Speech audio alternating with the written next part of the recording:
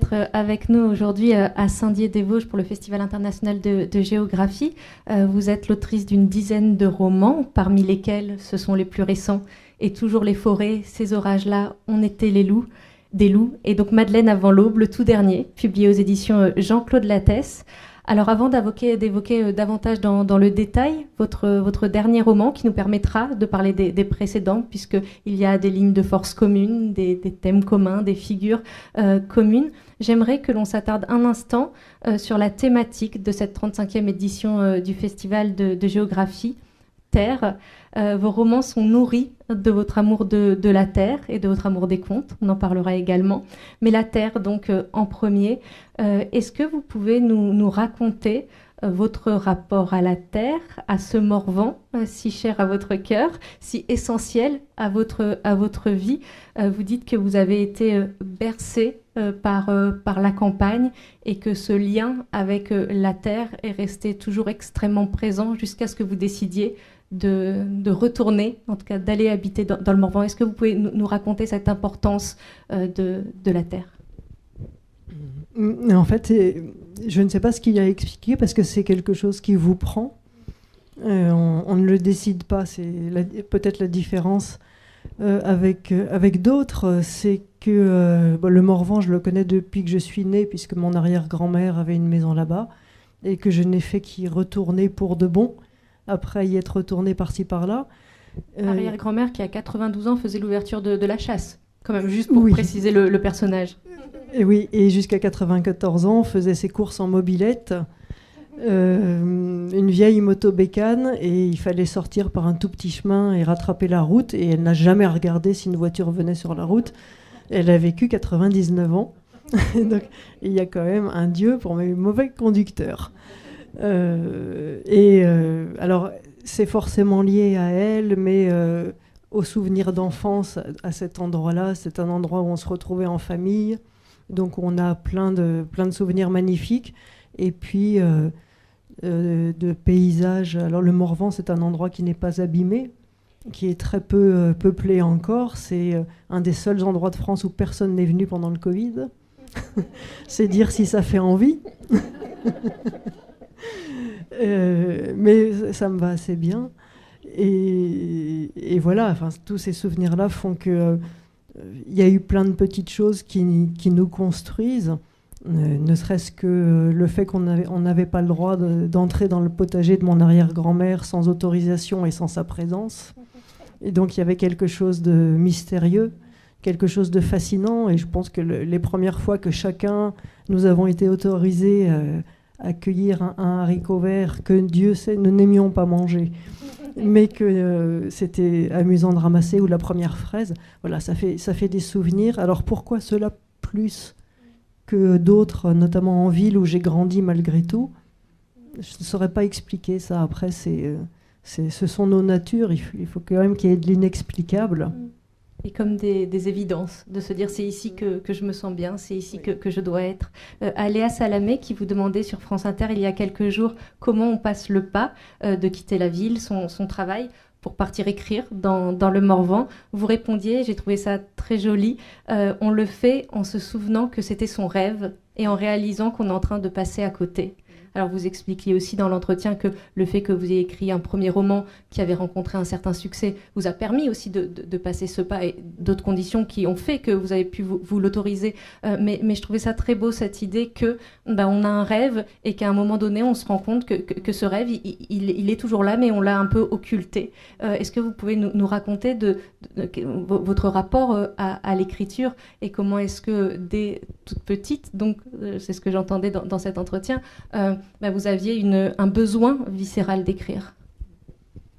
Mais c'est ce qui arrive à beaucoup d'enfants et de gens adultes timides, comme je suis. C'est-à-dire qu'on a plus de mal à lier des amitiés, et à communiquer par la parole. Et on se rabat, je dirais, sur l'écriture. Et dans l'écriture, on trouve une source inépuisable de choses à dire d'abord, et puis de possibilités de les dire, puisqu'on peut tout écrire, puisqu'après on le cache dans un coin, puis un jour on publie ou pas, mais il y a quelque chose de... c'est presque votre meilleur ami, votre cahier, quand vous êtes enfant. Moi, c'était mon meilleur ami avec mon poney. Et l'écriture, j'ai toujours eu effectivement pas envie d'écrire, mais besoin d'écrire. Voilà. Et pour que les choses sortent et qu'on ne les garde pas à l'intérieur, on sait bien quand on les garde à l'intérieur, après des années et des années, ce que ça peut faire comme éventuellement dégâts ou désastres. Donc moi j'avais trouvé ça, parce qu'il y avait aussi, ne rêvons pas, tout n'est pas souffrance dans ma vie, et donc il y avait une vraie joie, une vraie exaltation à faire des phrases. Alors faire des phrases, évidemment, quand je les relis, que j'avais 8 ou 9 ans, c'était parfaitement ridicule. Il n'y avait que mon arrière-grand-mère pour me dire que c'était fantastique. Mais mon rêve tient en partie à elle, puisque c'était une des premières à croire en moi. Et il me semble qu'il suffit qu'une seule personne croie en vous pour qu'à un moment, on se dise que voilà, ce rêve n'était pas tout à fait oublié et qu'il faut au moins essayer. Il faut au moins essayer. Est-ce que vous vous souvenez du moment où vous avez osé envoyer votre tout premier manuscrit ? Oui, je ne pense pas que ce soit quelque chose qu'on oublie, ne serait-ce que parce que on l'envoie en se préparant déjà aux réponses négatives.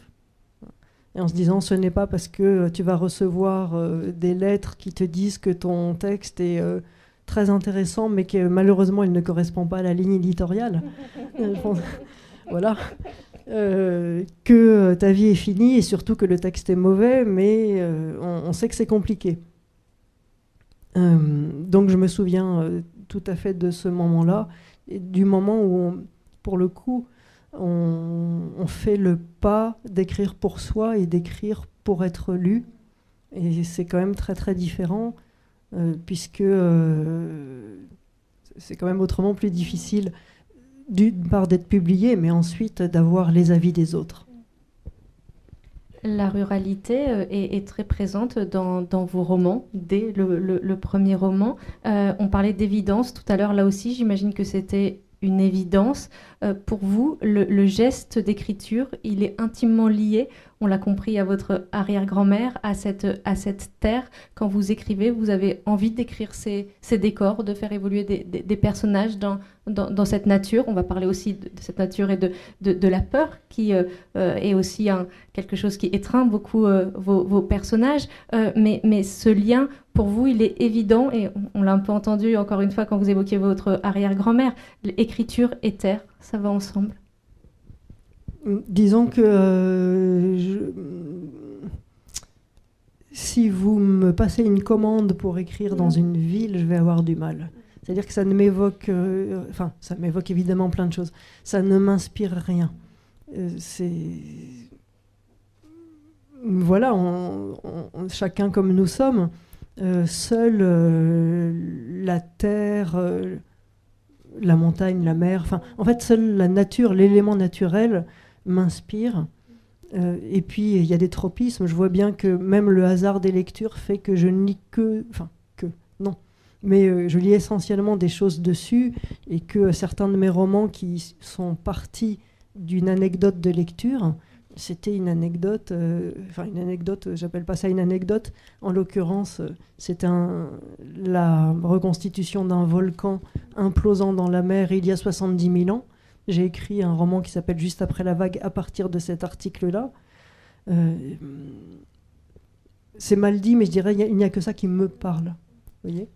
Donc, je pense que c'est tout simplement ma facilité aussi, mais mon inspiration. Et ça va beaucoup plus loin que la nature, c'est tout ce qu'il y a à l'intérieur de la nature. De la nature réelle, de la nature telle qu'on l'a vue en 99-2000 sur ces tempêtes qu'on n'avait pas connues ici avant, et puis de la nature imaginaire des contes, par exemple. Voilà, c'est quand même plus vaste que juste le champ d'à côté. Oui, et puis quand vous dites seule la nature me parle, moi ce que j'entends, c'est que vous avez une telle relation d'intimité avec cette nature qui vous parle que vous réussissez à retranscrire justement à la fois ce que c'est qu'être dans cette nature et ce que c'est de la vivre. Et on va en parler, c'est quelque chose d'extrêmement présent dans vos livres, la façon dont ces éléments naturels nous procurent des sensations extrêmement puissantes. J'entendais dans un entretien que vous avez accordé, je crois que c'est à Marie-Claire, je ne suis plus sûre, mais la journaliste vous demandait un mot pour décrire votre écriture et vous avez répondu « sauvage ». C'est un mot qui revient aussi plusieurs fois dans Madeleine avant l'aube. Qu'est-ce que vous entendez par ce mot « sauvage » quand il s'agit de décrire votre écriture ? Qui a trait à quelque chose non pas de sauvage au sens de dangereux ou de destructeur, mais à quelque chose d'avant la civilisation, au sens brut, au sens primitif, primaire, au sens nu et au sens pur. Et ça correspond également au personnage de Madeleine, on va en parler dans quelques instants. Vous avez publié un roman par an depuis 2013. Quelles sont vos habitudes d'écriture, si vous en avez? Je vous entendais dire que vous aviez une capacité de concentration qui culminait à 1h30. Est-ce que cette 1h30, c'est plutôt le matin, l'après-midi? Non, pas forcément ce détail-là, mais en tout cas, qu'est-ce qui fait que vous allez être dans de bonnes conditions pour écrire vos romans, avec un rythme malgré tout assez soutenu pour pouvoir en publier un par an? C'est qu'il y a quand même si vous dites que la concentration culmine à 1h30, il y a quand même ce que j'imagine une certaine rigueur pour arriver à ça. Est-ce que vous pouvez nous raconter un petit peu votre lien très, très concret à l'écriture? Et désolée de vous exploser les oreilles, j'essaye de parler le plus lentement et le plus doucement possible. Oui, moi aussi. Alors, un roman tous les 2 ans maintenant. Pas depuis longtemps. Mais entre 2013 et 2022, il y a eu les 10, oui. Et maintenant c'est 2 ans. Oui, il y a eu l'avant-dernier, c'était 1 an et demi, et maintenant 2 ans. Voilà. L'écriture,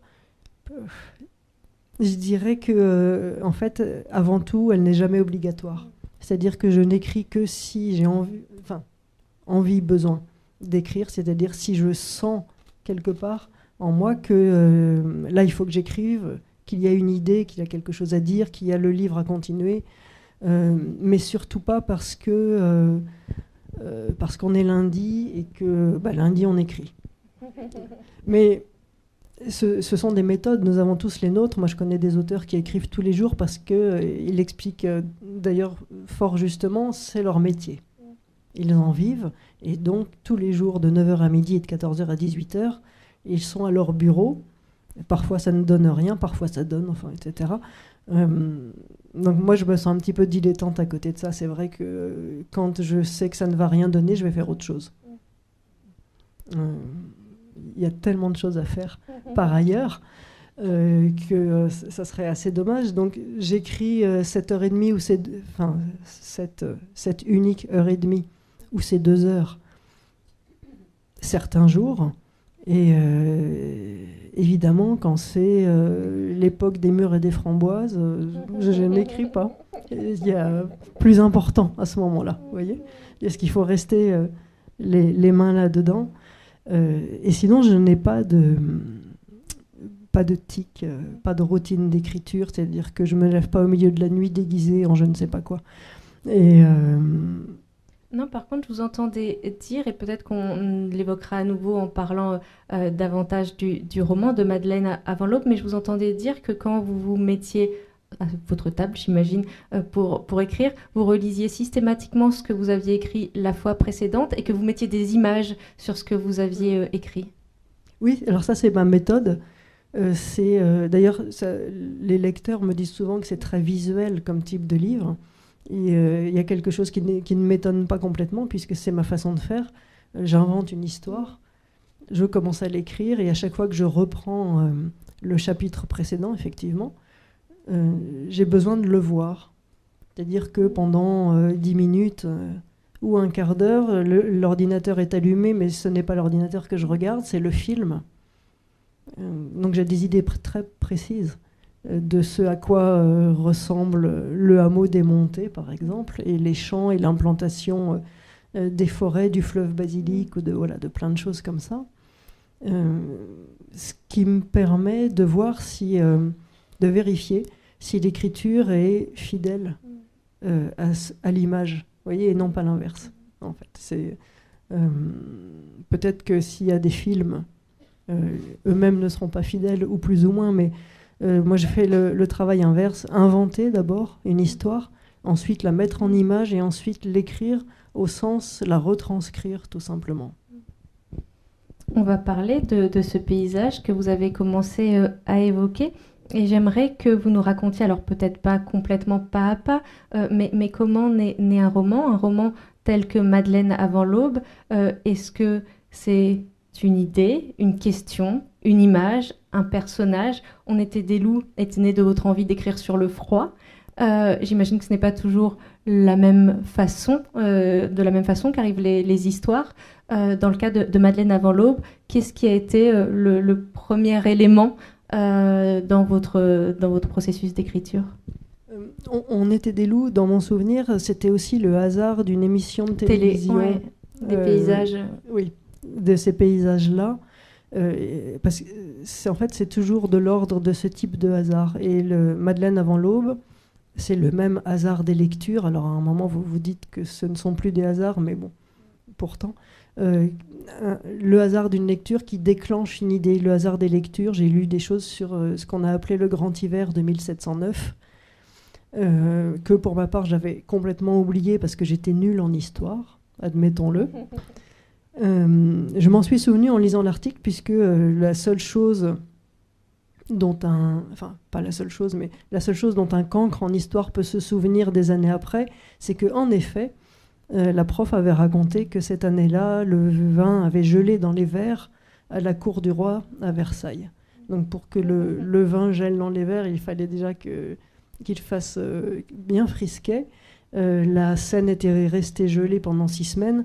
Et bon, dans un pays qui était à plus de 90% rural, puisque moi je reviens vers la ruralité à ce moment-là, je suis allée voir les dégâts que ça avait fait en termes de récolte. Enfin, en janvier, il n'y a pas de récolte, mais on a les blés d'hiver, on a des gelées un froid intense qui a obligé à puiser dans les réserves, suivi de gelées printanières précoces puis tardives, donc gelant les premières graines, puis les graines d'après, des étés pluvieux, donc ce qui a survécu pourri, et à nouveau un hiver relativement froid. Voilà, cette espèce d'enchaînement que nous n'imaginons plus, qui fait qu'on arrive dans un cycle de famine, et que j'ai un tout petit peu imaginé, parce que cette lecture s'est cooptée, c'était il y a 3 ans, il me semble, avec un printemps où nous avons eu des gelées tardives, et où au mois de mai, tous les fruitiers ont gelé.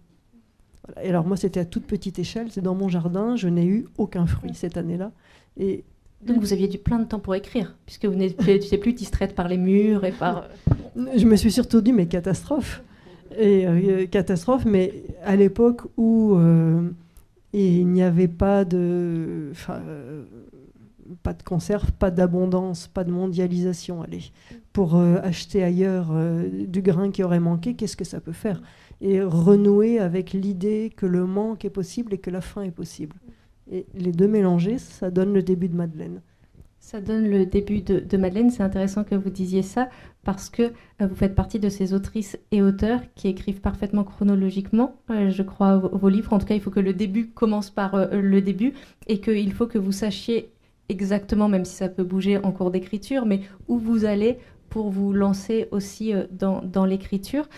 On va revenir sur, si on a le temps, sur ce processus, mais peut-être donc pour décrire un petit peu ce hameau, là où vivent les personnages, et donc de ce que vous nous racontiez, est né le personnage de Madeleine. Madeleine, qui est ce que vous appelez dans le roman une fille de faim, et je crois qu'on vous a interrogé là-dessus en pensant que c'était vraiment un terme historique, et donc c'est un terme que vous avez inventé, mais donc dans ce petit village où on retrouve un jour cette petite fille affamée et qu'une femme va adopter. Il y a dans ce village très peu de personnes. Il y a Rose qui découvre Madeleine. Il y a 2 sœurs jumelles extrêmement importantes, et on va évidemment en parler, et notamment pour évoquer aussi cette dimension du conte. Et donc, il y a une de ces deux sœurs qui a 3 enfants, 3 fils, et l'autre sœur qui n'a jamais eu d'enfant et qui donc va décider d'adopter cette petite fille Madeleine. Quand vous disiez, c'est à ce moment-là qu'est né le début du roman. Alors on a un prologue qui va nous tenir en tension tout au long du roman, parce que forcément on va se demander mais comment est-ce qu'on en est arrivé à cette scène et qu'est-ce qui se passe réellement dans cette scène. Mais le début, c'est justement la découverte du paysage, la découverte de ces personnes qui peuplent ce hameau. C'est comme ça que ça s'est, j'allais dire, matérialisé sous votre crayon ou votre ordinateur. C'est vraiment la découverte d'abord des paysages et puis les personnages qui vous apparaissent, que vous commencez à décrire. Est-ce que vous pouvez nous plonger un tout petit peu dans les coulisses du début de l'écriture de Madeleine avant l'aube ? C'était un mélange, puisque les mots-clés, en tout cas, du décor de ce livre, c'est la faim, le froid.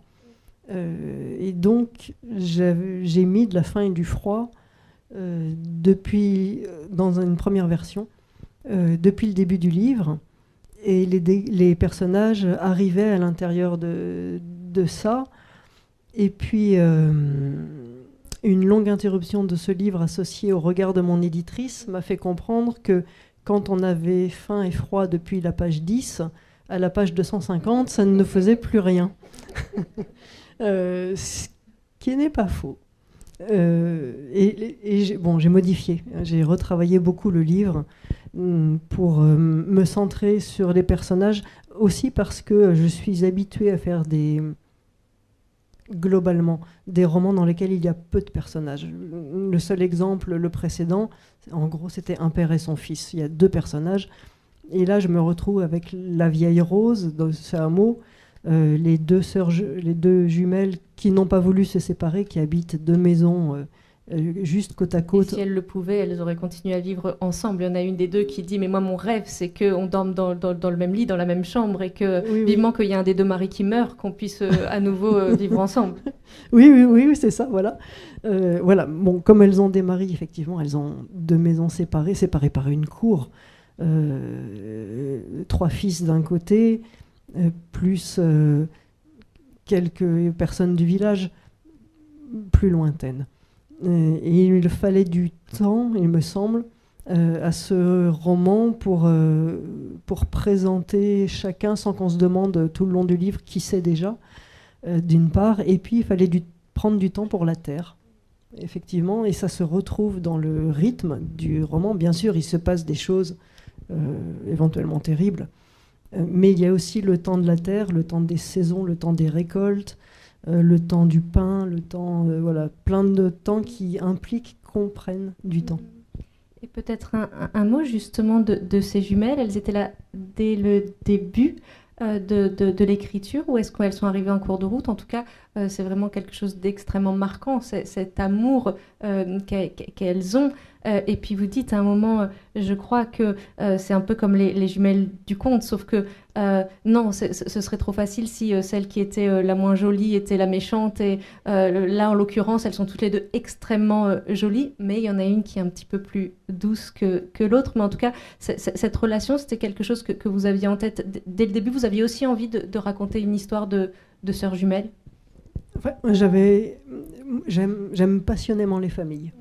Les familles, c'est une source inépuisable d'inspiration et une source, je vais commencer par le côté sombre, de domination, de plein de choses éventuellement terribles, mais aussi une source d'amour qui me semble être une des plus grandes forces qu'on puisse tirer. Moi, je viens d'une famille où on s'aime profondément, et j'ai une sœur non jumelle que j'aime beaucoup, et évidemment on cherche quand on écrit, surtout pas à faire de l'autofiction pour ma part, mais à pouvoir parler de choses que l'on connaît ou que l'on ressent pour pouvoir en parler justement. Et ça, on ne le trouve pas dans les livres. L'amour fraternel, je ne sais plus comment on dit, sororal. Et aussi parce que cette passion pour la famille fait que j'étudie toutes les configurations. Je ne pense pas avoir mis beaucoup de sœurs encore. C'était l'intérêt, et l'intérêt aussi, c'était d'amener dans ce monde extrêmement masculin, extrêmement dur, extrêmement figé depuis des siècles. C'est quand même le monde des paysans qui travaillent la terre dans la soumission la plus parfaite, même si le livre n'est pas daté. Mais ça relève de ça, et je voulais voir quelle pouvait être la place des filles et la place des femmes à ce moment-là. Et qui finalement, d'où le livre non daté, me semble aussi intemporel comme question. Complètement, et il y avait l'envie aussi de parler, puisque vous parlez de soumission, de l'instinct de révolte, l'instinct de petite révolte. Madeleine, elle va arriver, elle va, vous disiez, ça m'intéresse le côté brut aussi. Madeleine, elle va arriver, et elle n'a pas les codes qu'ont les autres habitants du hameau. Et elle, il y a des choses qu'elle ne va pas supporter. C'est quelqu'un qui, par rapport aux autres, connaît beaucoup moins le sentiment de peur. Vous vouliez amener dans ce hameau, une fois qu'on l'avait bien traversé, qu'on avait senti les saisons s'écouler, qu'on avait rencontré les différents habitants et habitantes, d'un seul coup, voir ce que ça donnerait d'injecter dans ce récit un personnage qui d'un seul coup fait plus comme les autres. C'est ça qui vous intéressait? Oui, c'est bon. Ok, donc je ne me mets pas trop près non plus. Oui, en fait, c'est le seul intérêt, me semble-t-il, c'est que quand on parle d'un univers, on parle toujours d'un ordre établi, et dans un ordre établi, personne n'intéresse que ça bouge. Bon an, mal an. C'est-à-dire, ceux qui ont le pouvoir n'ont pas intérêt à ce que ça change, et ceux qui sont dans la soumission n'ont qu'un intérêt limité à ce que ça change tant qu'ils peuvent survivre. Donc c'est compliqué que les choses changent. Ça m'a fait penser aussi, toute proportion gardée, parce que je ne l'ai pas assez lu, à un sociologue démographe que vous connaissez peut-être, Emmanuel Todd, qui a une pensée extrêmement intéressante sur les organisations familiales et sur les démographies et tout ce qu'on peut y associer, même s'il y a pu avoir d'autres... on lui a fait dire d'autres choses. Et Emmanuel Todd explique, par exemple, que la révolte, la vraie, la grande, ne se fait que dans des pays jeunes.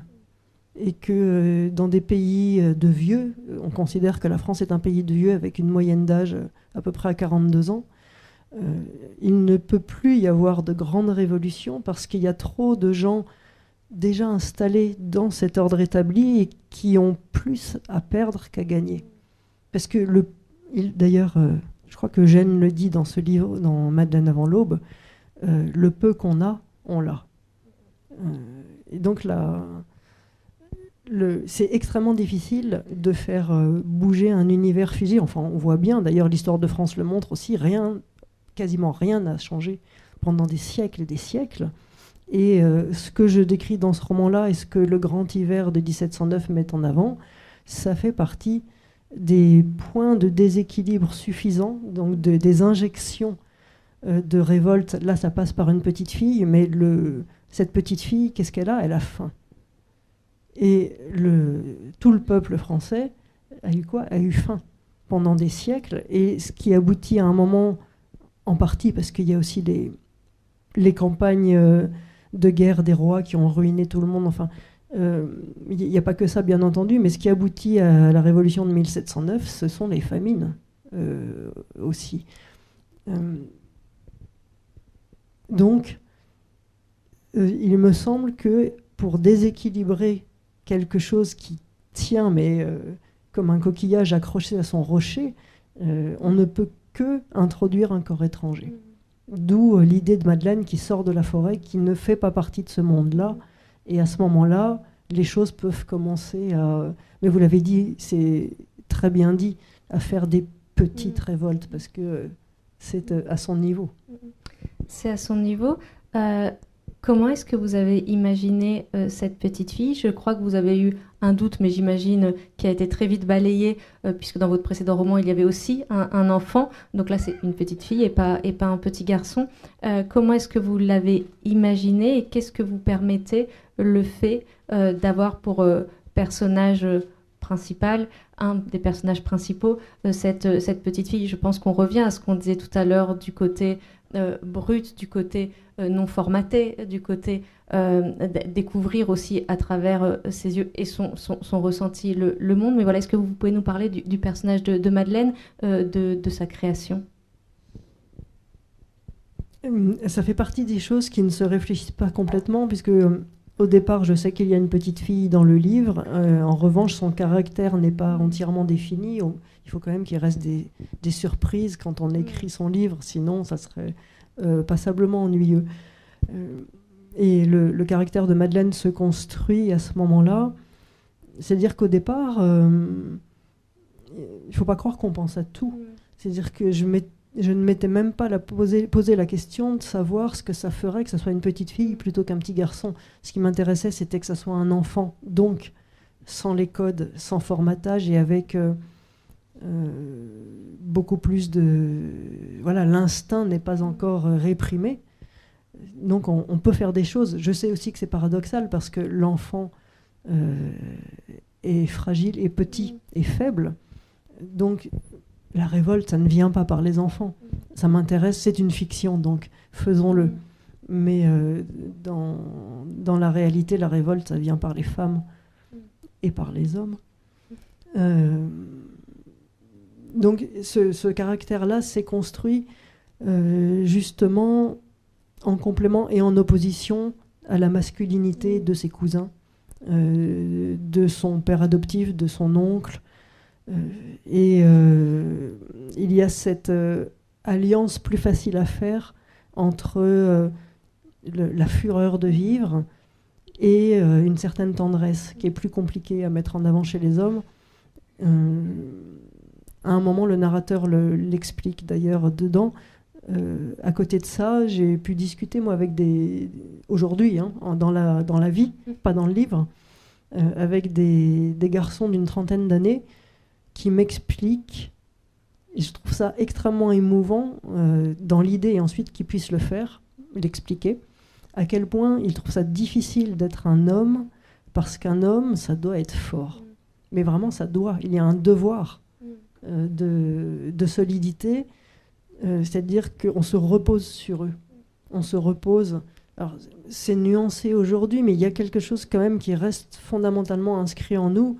On se repose en termes physiques, en termes éventuellement financiers, en termes de... Enfin, je sais, c'est holistique, je veux dire, c'est vraiment une globalité.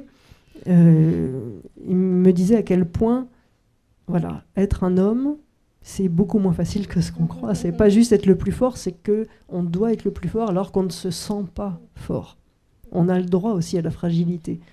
Mais c'est compliqué, et notamment si on considère que le livre s'est inspiré de la fin du XVIIe siècle, du début du XVIIIe. On est là dans un patriarcat extrêmement marqué où la force est du côté de l'homme.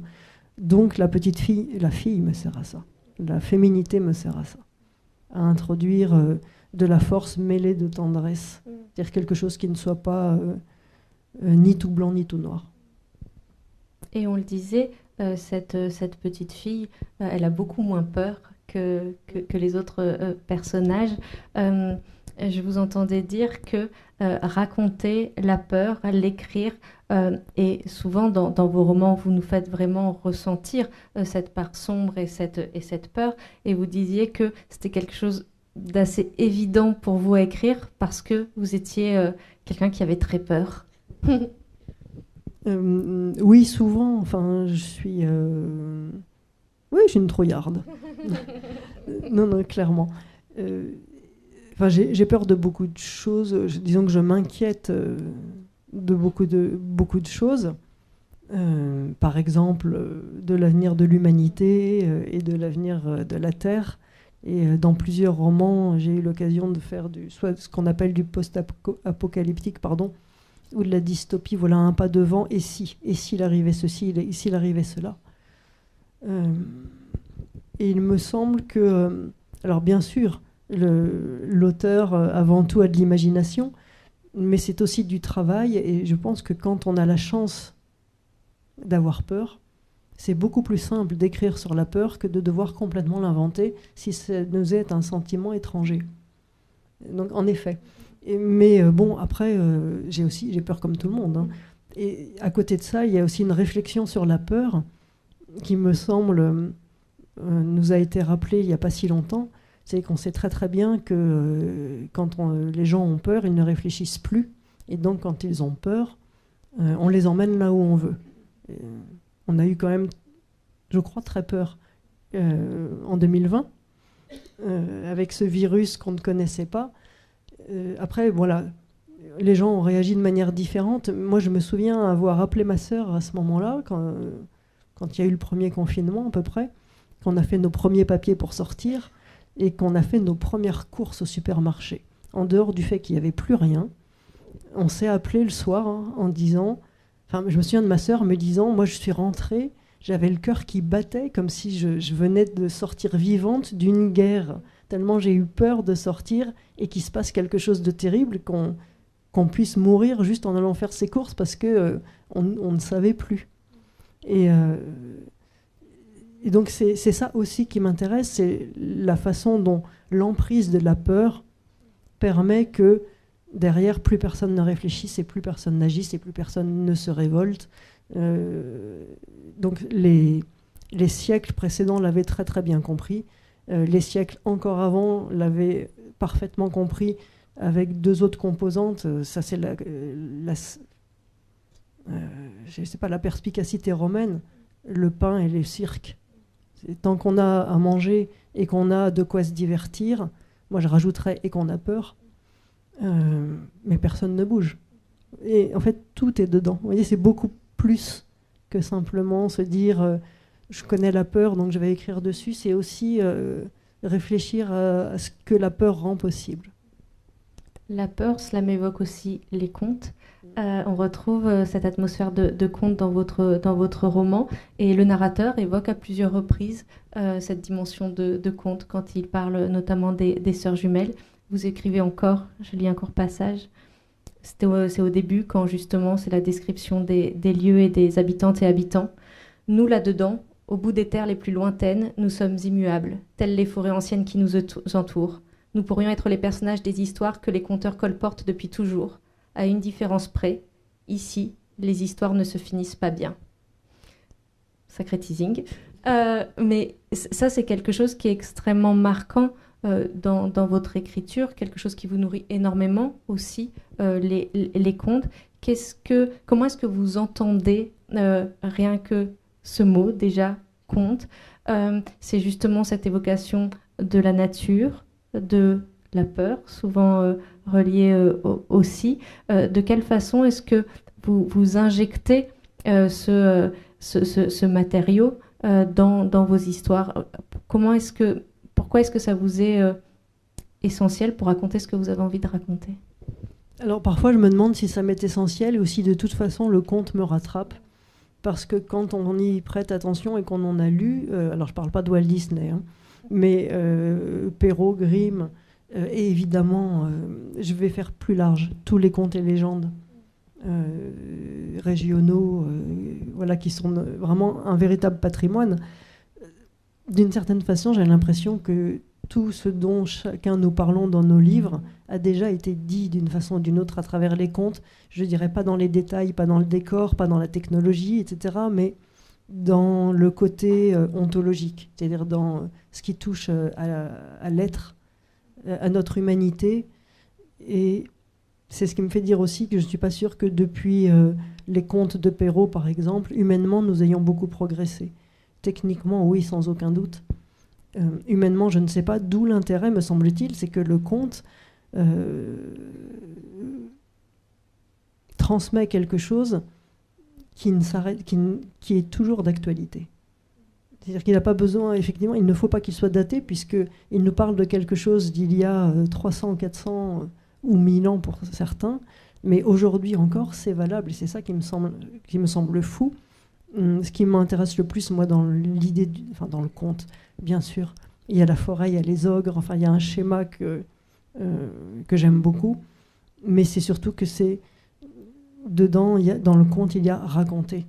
Et je ne voudrais pas qu'on le perde de vue. Écrire un livre, c'est raconter une histoire.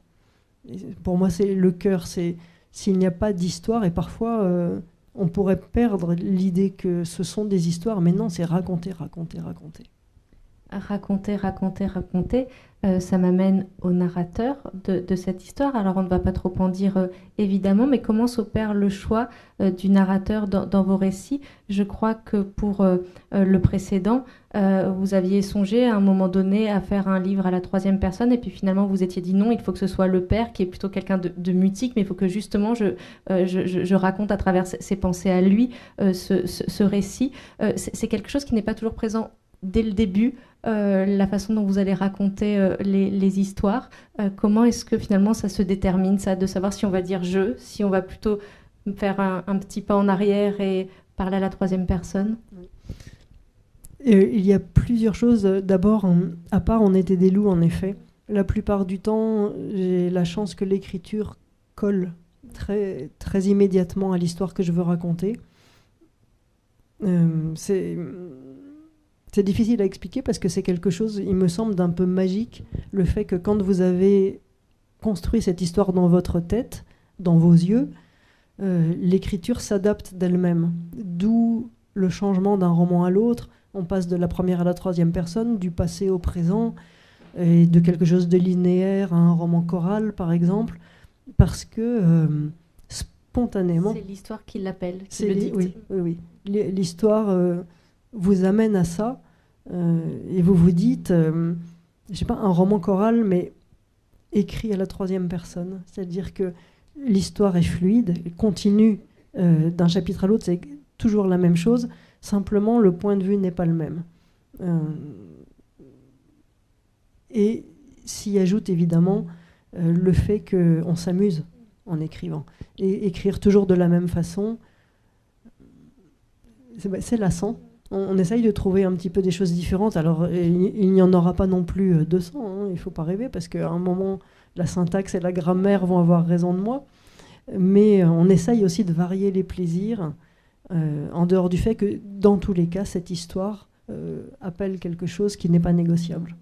Parfois, on se trompe. Au début d'On était des loups, effectivement, j'ai écrit 30 pages avant de me rendre compte, mais de me rendre compte vraiment que c'était raté. Que l'histoire me semblait vraiment bien, mais que dans l'écriture, il n'y avait pas l'ombre d'une vibration, pas l'ombre d'une émotion. Et aujourd'hui, quand je le lis, enfin, quand je l'ai écrit, je me suis dit, ah ben voilà, là, il y a de l'émotion. Vous parliez de plaisir. Je crois que trouver les prénoms de vos personnages n'est en revanche pas une partie de plaisir, que c'est souvent un casse-tête. Est-ce que vous pouvez nous parler des prénoms des personnages de Madeleine avant l'aube? Madeleine, peut-être déjà avec ce A dans la deuxième partie du prénom, avec cette vieille Rose, avec les jumelles Ambre et, je vais écorcher son nom, Aélis.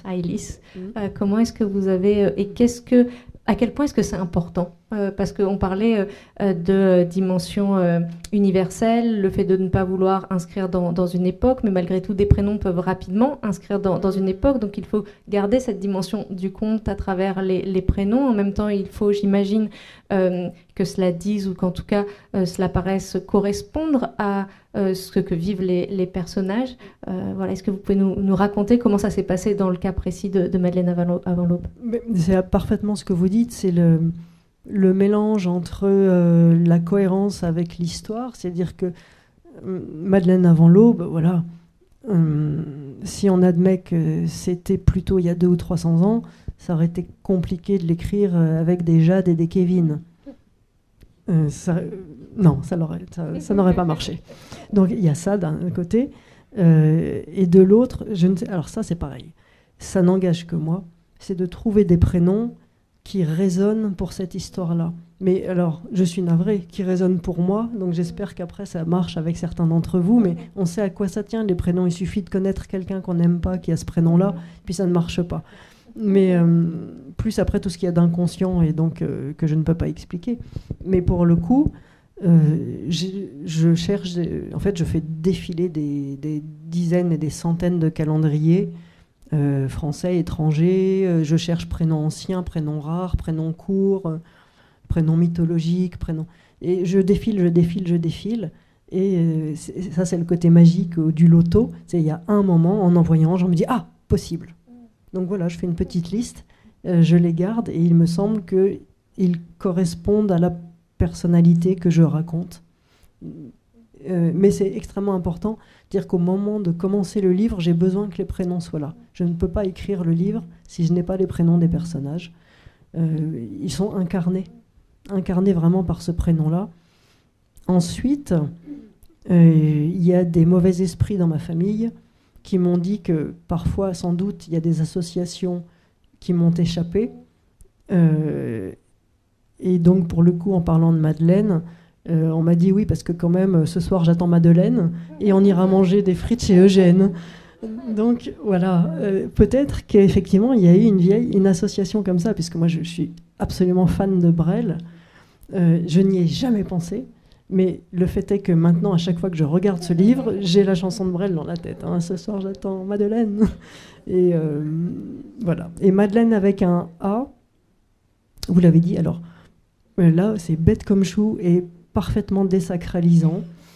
Ce n'est pas une inspiration magique, c'est tout simplement que j'avais choisi Madeleine comme prénom.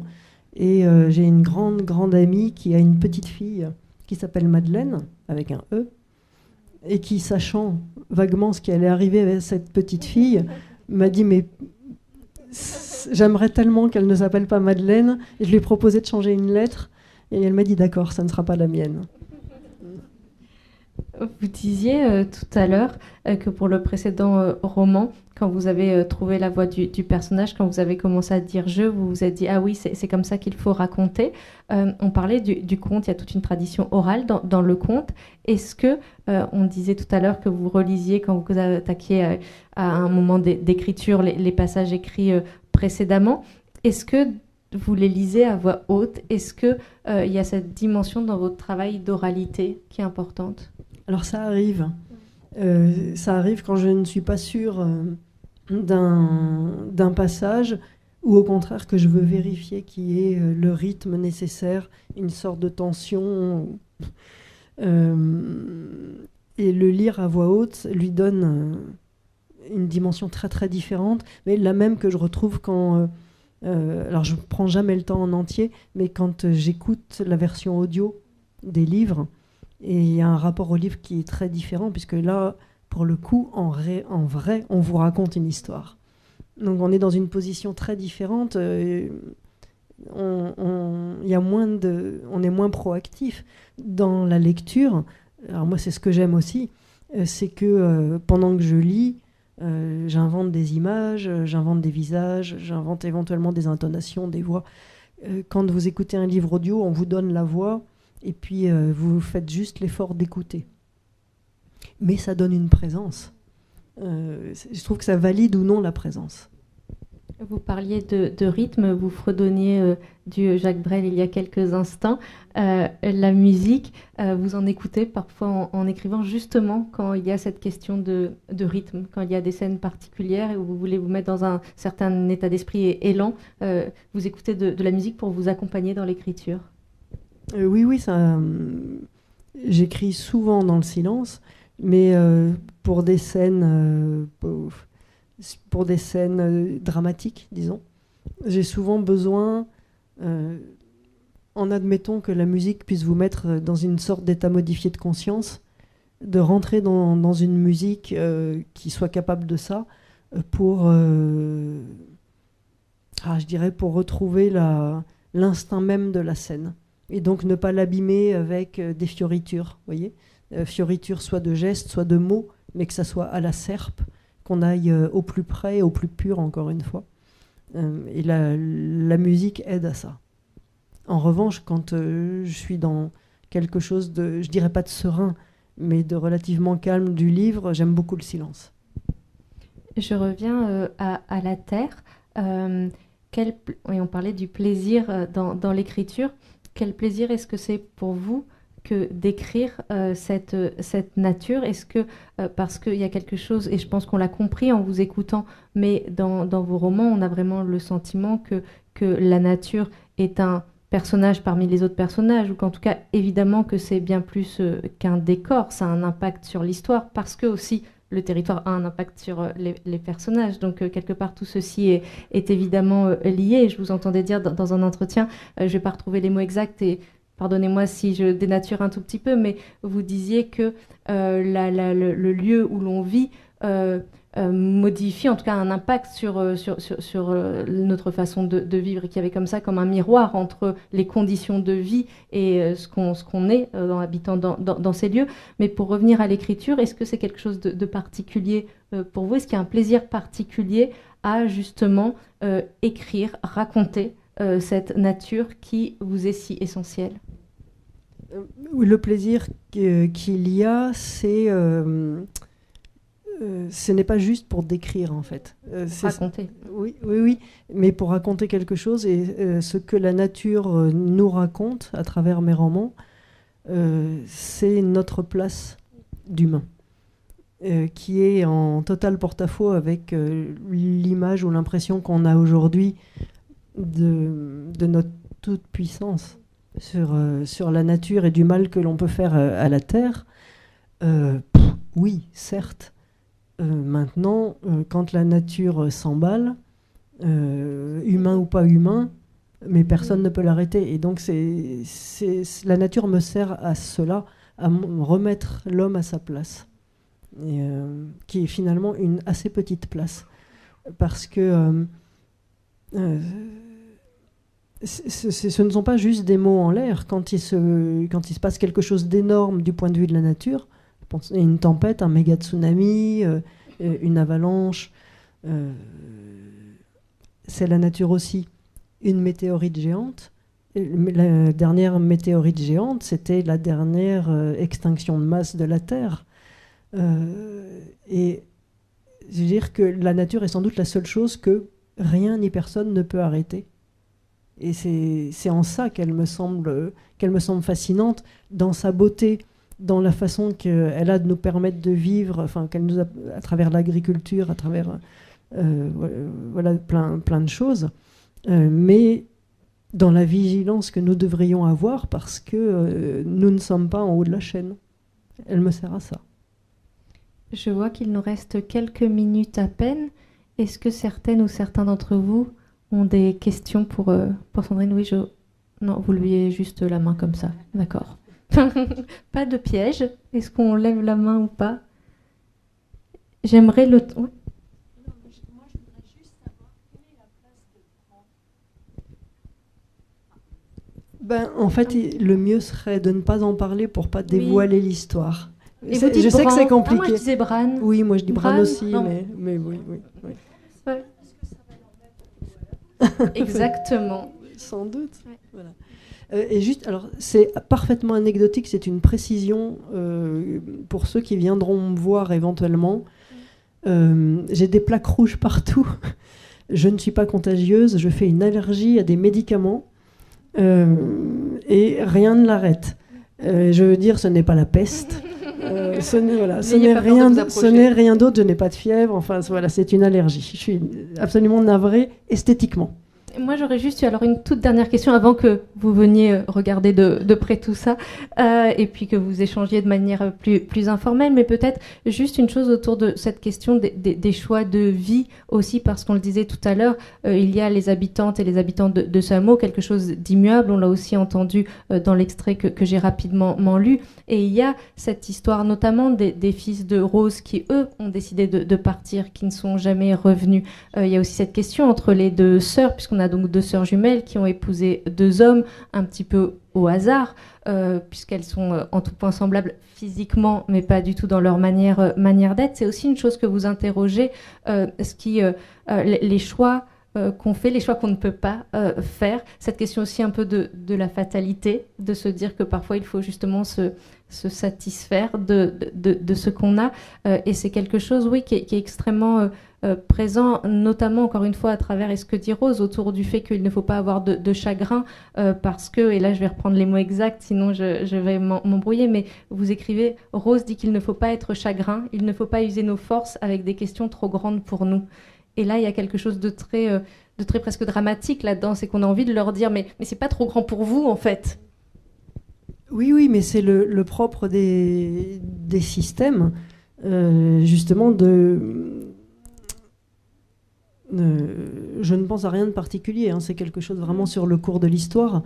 Le propre de la domination bien faite, c'est que le dominant consente à sa propre domination en pensant que c'est pour son bien.